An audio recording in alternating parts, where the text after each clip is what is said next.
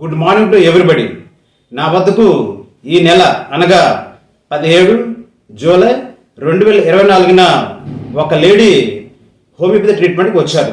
ఆమెకు కాలు మీద వీనస్ అల్సర్ ఉన్నది.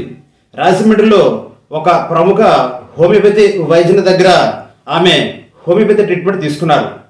4 నెలల నుంచి ఆమె అతని దగ్గర హోమియోపతి ట్రీట్మెంట్ తీసుకున్నప్పటికీ ఆమెకు వీనస్ అల్సర్ తగ్గలేదు. కాబట్టి నేను మళ్ళీ వీనస్ అల్సర్కు హోమియోపతి ట్రీట్మెంట్ ఇవ్వదలుచుకోలేదు. బ్యాచ్లర్ ట్రీట్మెంట్ ఇచ్చాను.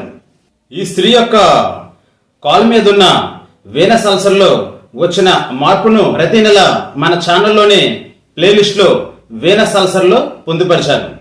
కాబట్టి మీరు ఆ ప్లేలిస్ట్ను చూడండి. ఈరోజు మనం వీనస్ అల్సర్ గురించి తెలుసుకుందాం. వీనస్ అల్సర్ అంటే ఏమిటి? వీనస్ అల్సర్ ఎవరికి వస్తుంది? వీనస్ అల్సర్ తగ్గడానికి ఎంత టైం పడుతుంది?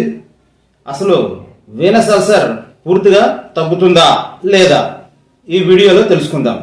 రక్తము గుండె నుండి మన శరీరంలోని అన్ని అవయవాలకు ప్రవహిస్తుంది. అనగా రక్తము గుండె నుండి కాలు వరకు ప్రవహిస్తుంది మరియు కాలు నుండి రక్తము గుండెకి ప్రవహిస్తుంది. కానీ కొంతమందిలో రక్తము కాలు నుండి గుండెకి ప్రవహించదు, కాలులోనే నిల ఉండిపోతుంది. ఈ విధంగా కాలు రక్తనాళాల్లో రక్తం నిల ఉండిపోవడం వలన కాలు రక్తనాళాల్లో ప్రెషర్ ఎక్కువయ్యి కాలు చర్మం చిట్లి పుండు ఏర్పడుతుంది. దీనినే వీనస్ అల్సర్ అంటారు. వీనస్ అల్సర్ కాలు భాగంలోని పిక్కల వద్ద యాంకిల్ చుట్టూ ఏర్పడతాయి. వీనస్ అల్సర్స్ వెరికోస్ వెయిన్స్ ఉన్న వాళ్ళలో ఏర్పడతాయి. ఓవర్ స్టాండింగ్ మరియు లావుగా ఉన్న వాళ్ళలో వెరికోస్ వెయిన్స్ ఏర్పడతాయి. గుండె నుండి రక్తము కాలుకు సరఫరా అవుతుంది. కాళ్ళలో వెరికోస్ వెయిన్స్ ఉంటే అక్కడ నుండి రక్తము గుండెకి సరఫరా కాదు, వెరికోస్ వెయిన్స్ నిలబడిపోతుంది.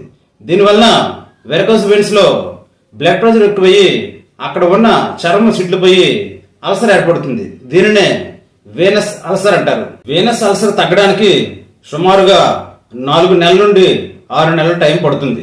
వీనస్ అల్సర్ ఉన్న వాళ్ళు పడుకున్నప్పుడు కాలు ఎత్తులో పెట్టుకోవాలి, అనగా కాలు కింద తలగడ పెట్టుకోవాలి. వీనస్ అల్సర్ ఉన్నవాళ్ళు కాలుకు కంప్రెషన్ బ్యాండేజ్ మరియు కంప్రెషన్ సాక్స్ వాడాలి. దీనివలన కాలుకు బ్లడ్ సర్క్యులేషన్ ప్రాపర్గా జరుగుతుంది.